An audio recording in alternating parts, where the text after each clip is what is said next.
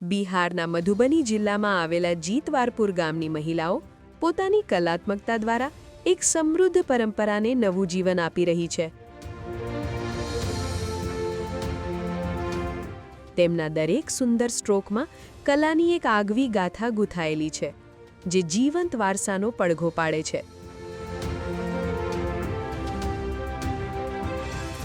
આ છે ગોદના કલા, મધુબની કલાની એક વિશિષ્ટ શૈલી, જેનો ઉદ્ભવ પરંપરાગત ટેટૂમાંથી થયો હતો.